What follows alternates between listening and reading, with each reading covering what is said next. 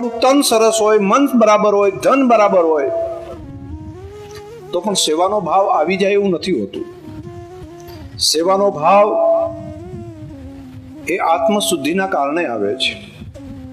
અને મનોશુદ્ધિ થયા પછી બુદ્ધિની શુદ્ધિ થાય, જ્ઞાન પ્રાપ્ત થાય, અને એ પછી આત્મશુદ્ધિ પછી સેવાનો ભાવ આવતો હોય છે. સેવા પરમો ધર્મ.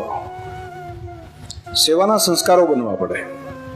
અને સેવાના સંસ્કાર બને કોઈ પણ કાર્યની અંદર, કોઈ પણ ક્ષેત્રની અંદર, તો જીવન સાર્થક બનતું હોય છે. સેવાના સંસ્કારો અમસ્તા નથી બનતા હોતા. એના માટે પ્રક્રિયા કરવી પડે. અને પ્રક્રિયા ધીમી હોય છે, ગતિ ધીમી હોય છે. પરંતુ એક વખત જો સ્વભાવ સેવાનો બની જાય તો માણસ પરોપકાર માટે જીવતો થાય છે. અને પરોપકાર માટે જે જીવે છે એ ઈશ્વરથી નજીક હોય છે, એ પ્રકૃતિથી નજીક રહે છે, સત્યથી નજીક જતો હોય છે. અને જે માણસ પ્રકૃતિથી નજીક જાય છે, ઈશ્વરથી નજીક જાય છે, એ એના મય બનતો હોય છે, એનું જીવન સાર્થક બનતું હોય છે.